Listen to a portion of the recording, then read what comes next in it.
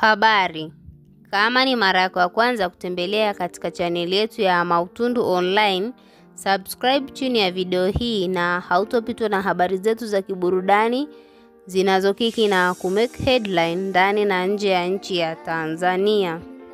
Siku ya leo, Diamond Platinum ambaye alikuwa ni bosi wake na Mbosokani, wengi tunamfahamu mmiliki huyu wa WCB Wasafi, ni moja kati ya wamiliki wa lebo ambao hawana roho mbaya, tunaweza kusema hivyo kwa ujumla, na hii imeweza kuwafurahisha hata mashabiki wa Mbosokani baada ya Diamond Platinum kumsifia Mbosokani alivyokuwa kwenye show yake. Na kwenye hiyo show Mbosokani aliweza kuperform vizuri na mashabiki waliweza kupenda alichoenda kukifanya katika stage hiyo.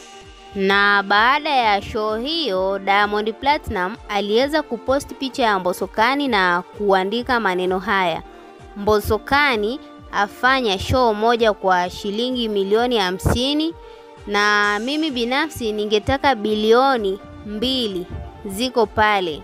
Hayo ni maneno ya Diamond Platinum, aliweza kuandika hivyo katika mitandao ya kijamii.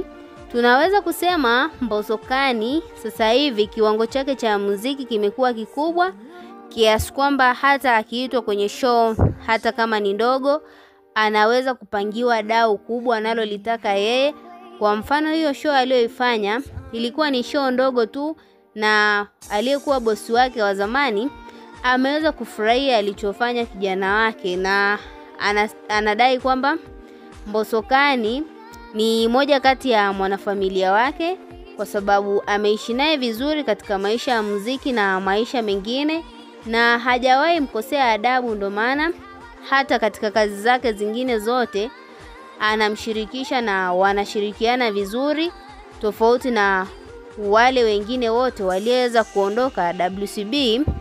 Waliondoka akiwa na vinyongo na waliondoka wakiwa wameshakwaruzana, na amelizungumzia hilo kwamba angekuwa ameshawahi kuweka naye bifu, hata hiyo picha asingeipost katika peji yake na wala asingeweza kumsifia.